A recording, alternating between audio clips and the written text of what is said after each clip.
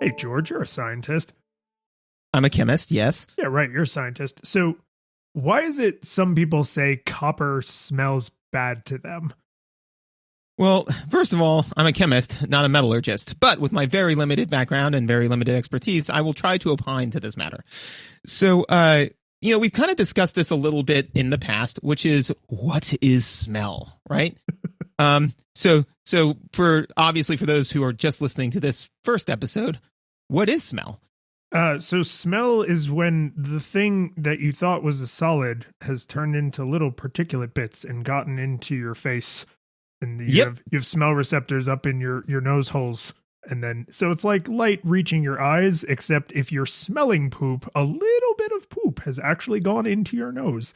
Absolutely, yeah. Like once you smell something, it is in you. Like that has happened. Yeah, it is a part of you now. You know, you are the Borg, and all smells are your victims. So smell is touch, but for chemistry. So basically, you've got a whole bunch of different chemical receptors in your nose, right? And to your point, right, is that the thing that you smell is it saying like, oh, this chemical smells like X, or this thing smells like Y, right? Which is actually interesting because it's similar to taste in the sense that, there are some smells that are that smell because of a very distinct combination of chemical receptors all firing at the same time. And there are some smells that are smells because of like one chemical hitting you, So the great example of this for taste is mint is one chemical. There is a chemical that is mint, right? Really? Just the mint gene. There's just the one thing. There's just one chemical that, like, when you get that chemical on your tongue, your brain says mint, which is why mint things taste like mint, right? There's like 50 different chemicals in very specific ratios that make things taste like strawberry, which is why strawberry candy does not taste like strawberries. No one would confuse those two things, So smell is complicated, right? One of the other things that I think is kind of interesting and somewhat related to this question is I want to digress from my prepared remarks and talk about fortresses for a second. So fortresses.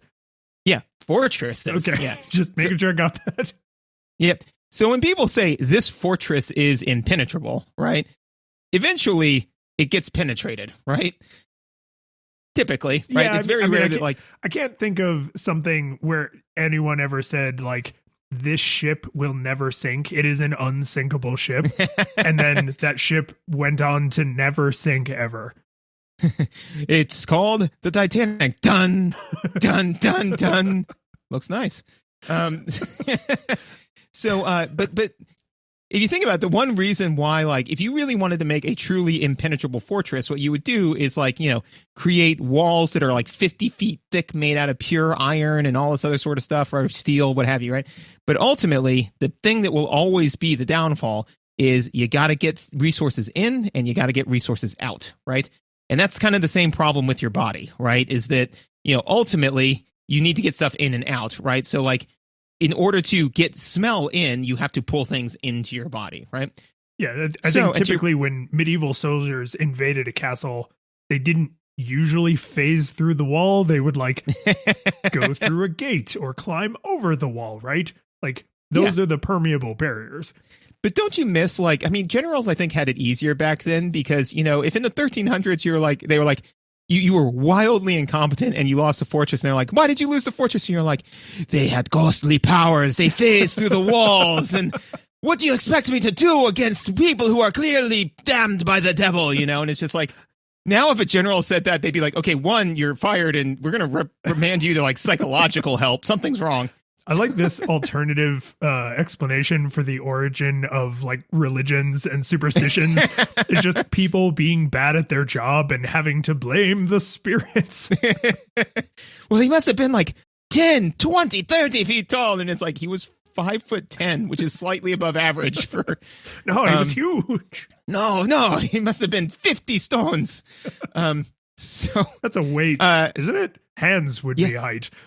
Hands is height, yeah. Normally for horses, and stones is weight, because for some reason Britain decided to be a little bit American and just have that instead of the metric system. So, what are you gonna do?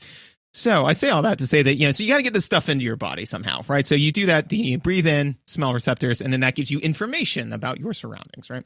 So then you have to talk about so one of the things specifically with humans, right, is that we are messy. Metals are not, right? So if you look at the surface of a metal, it's going to be like a sheer surface of atoms, right? And actually the shinier it is, the more sheer that surface is, right? Because it reflects light better, right? So metals, which tend to be shiny, just nice, clean. Typically, atoms aren't just randomly popping off and then flying through the air to get into your nose, right? Right, which I feel like in a relatively low volume would probably start to kill you. Yes, it will, for a number of different reasons, but most. And as always, the best part of the show is the how would this kill you?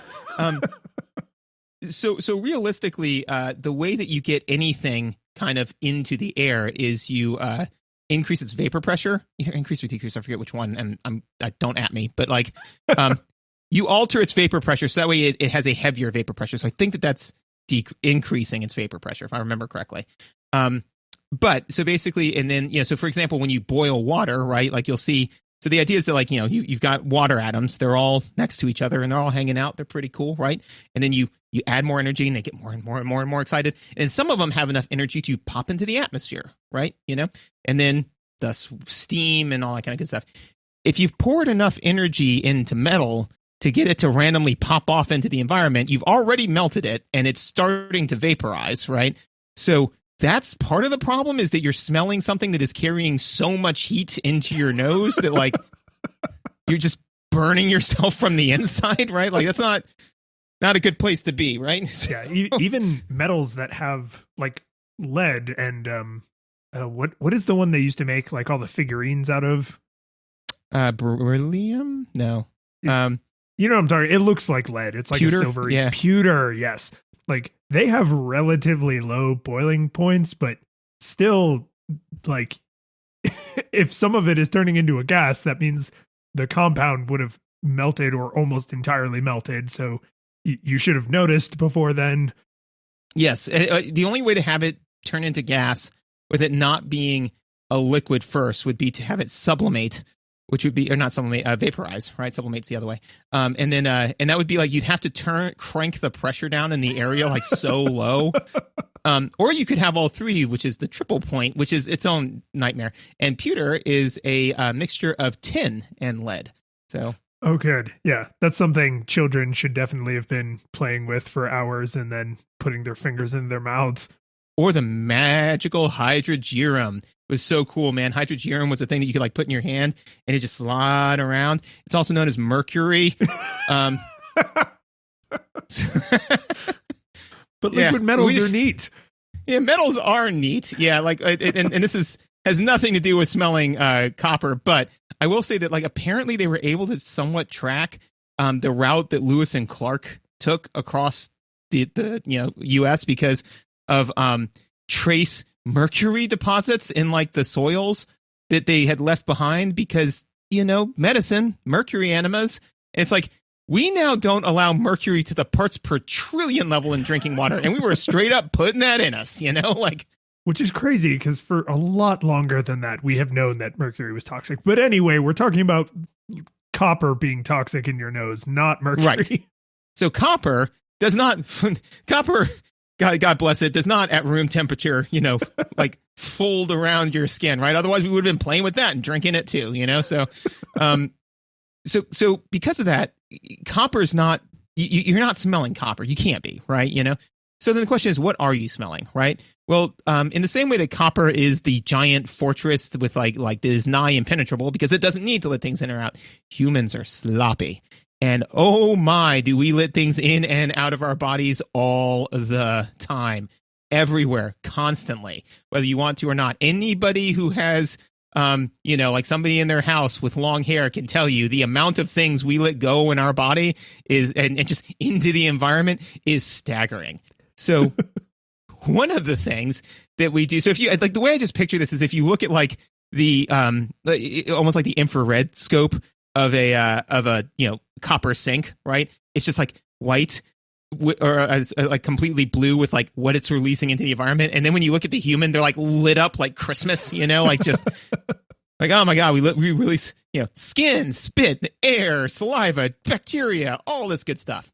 So more specifically, is one of the things that we release is oils, right? And one of the oils that we release is phenols, right? Which are phenols and peroxides, excuse me. So the peroxides are the problem. So, and peroxide, hydrogen peroxide, right?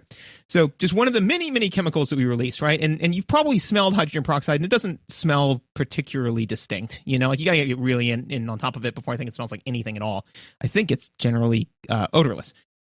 So the thing is that we had the chemical receptors that we have because they were evolutionarily advantageous, right? So, for example, what smells terrible? Thiols. Thiols smell awful. You know why thiols smell awful? I'm going to guess rotting food. You got it, man. Rotting meat, man. Yeah, circle gets the square, right? Rotting meat releases thiols. That's why it was really important that we get really good at smelling that stuff because, as we all know, sometimes the meat is bad, right? So, I say all that to say that there was just no good reason for us to evolve like strong receptors for peroxides, right? To my knowledge, right? So, however, peroxides, when they come in contact with certain metals, the metal can act like a catalyst, right?